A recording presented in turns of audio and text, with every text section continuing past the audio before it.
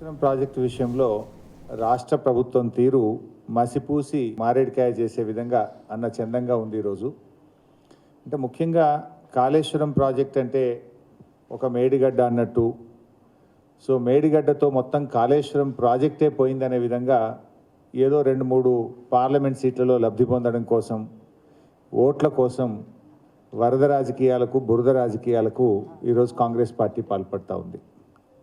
నిజానికి కాళేశ్వరం అంటే 3 బ్యారేజీలు, 15 రిజర్వాయర్లు, 19 సబ్స్టేషన్లు, 21 పంప్ హౌజులు, 203 కిలోమీటర్ల టనలు, 1531 కిలోమీటర్ల గ్రావిటీ కెనాలు, 98 కిలోమీటర్ల ప్రెషర్ మైన్స్, 141 టీఎంసీల స్టోరేజ్ సామర్థ్యం కలిగినటువంటి రిజర్వాయర్లు, వీటన్నిటి సమూహమే కాళేశ్వరం ప్రాజెక్టు. మీరు మేడిగడ్డకు శాసనసభ్యులు తీసుకుపోయినప్పుడు పొంగ మల్లన్న సాగర్నో, రంగనాయక సాగర్నో, అన్నపూర్ణ సాగర్నో, పంప్ హౌజులనో, గలగల గోదావరి నీళ్లు బారుతున్న కూడవెల్లి వాగునో, ఆ పక్కనే పచ్చటి పొలాలను చూయిస్తే కూడా బాగుండేది కదా. అంటే మీరు ఏంటంటే కోడిగుడ్డు మీద ఈకలు పీకిన చందంగా బురద రాజకీయాలకు ఈరోజు కాంగ్రెస్ పార్టీ ముఖ్యమంత్రి గారు ప్రయత్నం చేస్తూ ఉన్నారు. కాళేశ్వరం ప్రాజెక్టు గురించి మీరు ఎంత తక్కువ చేసి మాట్లాడినా కూడా అది ముమ్మాటికి తెలంగాణకు వరప్రదాయిని. లోయర్ మానేట్ డ్యామ్ నుంచి సూర్యాపేట దాకా నిండిన చెరువులు, పండిన పంటలకు సాక్ష్యం కాళేశ్వరం ప్రాజెక్టు. అదేవిధంగా ఇలా భూముల్లో పెరిగిన ఊటలు కానీ, బోరు బావుల్లో పెరిగిన ఊటలు కానీ, ఉబికి వస్తున్నటువంటి బోరు బావులన్నీ కూడా ఇవి కాళేశ్వరం ప్రాజెక్టు యొక్క ఫలితాలను కూడా చెప్పుకోక తప్పదు. ఇలా కూడవెల్లి వాగు పొంగిందన్నా, హల్దీ వాగు దుంకిందన్నా, అన్నపూర్ణ రిజర్వాయర్ నిండిందన్నా, రంగనాయక సాగర్, మల్లన్న సాగర్, కొండపోచమ్మ సాగర్ కింద పచ్చటి పంట పొలాలు ఈరోజు కనబడుతున్నాయంటే అది కాళేశ్వరం అందించిన ఫలితం అని చెప్పి కూడా చెప్పుకోక తప్పదు. అంటే ఇలా పెరిగిన పంట రాశుల్లో ప్రతిబింబించింది కాళేశ్వరం. ఒక మేడిగడ్డ ప్రాజెక్టులో ఏదో కుంగిపోయినంత మాత్రాన దాన్ని ఏదో భూతద్దంలో పెట్టి చూపే ప్రయత్నం చేస్తూ ఉన్నారు. మొత్తం ప్రాజెక్టును ఇలా డ్యామేజ్ చేయాలనేటువంటి ఒక దుష్ట పన్నాగానికి రాష్ట్ర ప్రభుత్వం పాల్పడుతూ ఉంది. నేను అనేది ఒకటే, సరే ఆ సంఘటనను మేము కూడా తీవ్రంగా ఖండిస్తూ ఉన్నాం. నేను అసెంబ్లీలోనే చెప్పిన దాని మీద ఏ విచారణ అయినా మేము సిద్ధంగా ఉన్నాం, దోషులను శిక్షించండి, కానీ పునరుద్ధరణ చర్యలు వెంటనే చేపట్టండి అని చెప్పి మేము శాసనసభ ద్వారా ప్రభుత్వానికి చెప్పాం. కానీ ప్రభుత్వం ఏంటంటే దాన్ని పూర్తిగా దెబ్బతీయాలని, పునరుద్ధరణ మీద దృష్టి పెట్టకుండా ఇదేదో గత చరిత్రలో ఎప్పుడు జరిగిందేదో జరిగింది అన్నట్టుగా చెప్పే ప్రయత్నం చేస్తూ ఉన్నారు.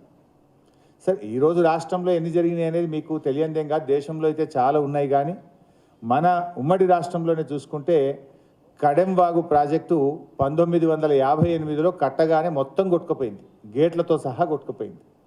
పునరుద్ధరించారు, తిరిగి 1995లో కట్ట మొత్తం కొట్టుకుపోయింది. సింగూరు డ్యాము 1981, 99లో కూడా పార్షల్గా కొట్టుకుపోయింది. ఎల్లంపల్లి బ్యారేజ్ మీ హయాంలో నిర్మిస్తే 2010లో బండ్సు, స్పిల్వే కూడా మొత్తం కొట్టుకుపోయినాయి. ఆదిలాబాద్లో కట్టిన సాత్నాల మీడియం ఇరిగేషన్ ప్రాజెక్టు దాని హెడ్ రెగ్యులేటర్ మొత్తం కూడా 2004లో కొట్టుకుపోయింది. ఇట్లా పులిచింతల ప్రాజెక్టు గేట్లు ఇవాళకి కూడా కొట్టుకుపోయే ఉన్నాయి. పుట్టంగండి ఆనాడు ఉదయం ముఖ్యమంత్రి గారు వెళ్ళి పుట్టంగండి ప్రాజెక్టు ప్రారంభిస్తే సాయంత్రానికి మొత్తం నీళ్ళన్నీ బయటకు వచ్చేస్తే అప్పుడే తక్షణమే మోటార్లు ఆపినటువంటి పరిస్థితి. పుట్టంగండి రిజర్వాయరు ఏ రకంగా ఆ రోజు కొట్టుకుపోయిందో కూడా రాష్ట్ర ప్రజలకు తెలుసు. కాంగ్రెస్ హయాంలో పంజాగుట్టలో ఫ్లైఓవర్ కడుతుంటే కట్టకముందే కడుతుండగానే కూలిపోయి ఇవాళ ప్రజల ప్రాణాలు తీసుకున్న చరిత్ర కూడా ఇదే కాంగ్రెస్ పార్టీ హయాంలో ఉన్నాయి. ఇవాళ మన పోలవరం, కేంద్ర ప్రభుత్వం కడుతున్నటువంటి పోలవరంలో ఇవాళ డయాఫ్రేమ్ వాల్ కొట్టుకుపోయింది, గైడ్ వాల్స్ కొట్టుకుపోయినాయి, ఇవాళకి పునరుద్ధరణ లేనటువంటి పరిస్థితి ఉంది. రాయలసీమలో గతంలో ఉమ్మడి ఆంధ్రప్రదేశ్లో ఇదే కాంగ్రెస్ ప్రభుత్వ హయాంలో అన్నమయ్య ప్రాజెక్టు కొట్టుకుపోయింది, పించా ప్రాజెక్టు కూడా కొట్టుకుపోయిన సందర్భాలు ఉన్నాయి. సరే ఏదైనా మేజర్ ప్రాజెక్టులు నిర్మించినప్పుడు ఇట్లాంటి సంఘటనలు జరిగితే ప్రభుత్వాలు విచారణ చేస్తాయి, దోషులను కఠినంగా శిక్షిస్తారు, భవిష్యత్తులో ఇలాంటి తప్పులు జరగకుండా జాగ్రత్తలు తీసుకుంటారు, రైతాంగానికి నష్టం చేయకుండా వెంటనే పునరుద్ధరణ చర్యలు చేపట్టాలి.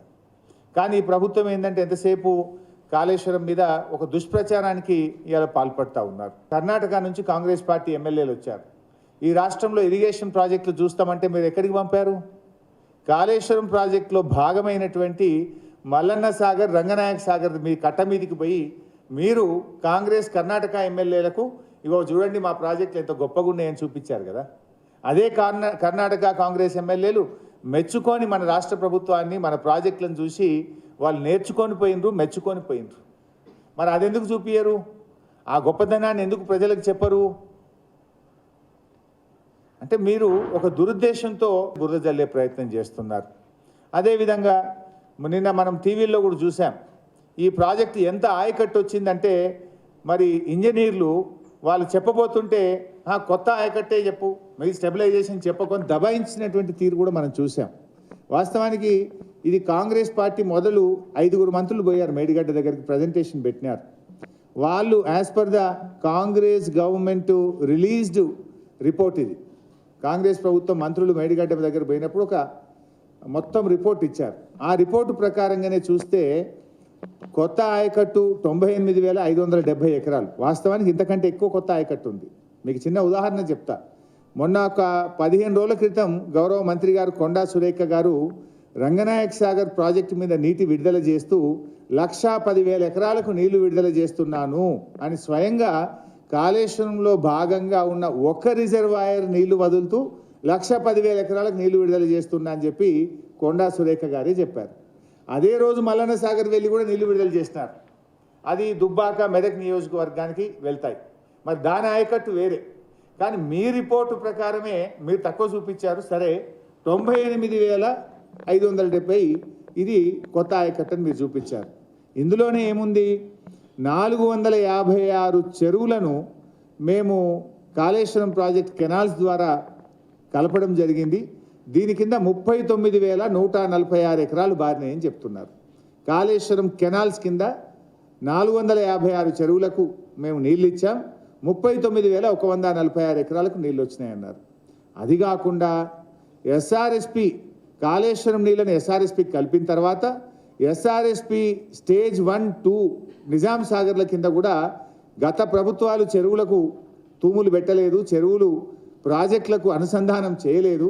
కానీ కాళేశ్వరంతో ఎస్ఆర్ఎస్పి స్టెబిలైజేషన్ చేసిన తర్వాత అక్కడ కూడా 2,143 చెరువులు నింపాం. 2,143 చెరువులకు నింపడం ద్వారా 1,67,050 ఎకరాలకు నీళ్ళు వచ్చినాయి. ఇది మీ రిపోర్టే. 1,67,050 ఎకరాలకు నీళ్ళు.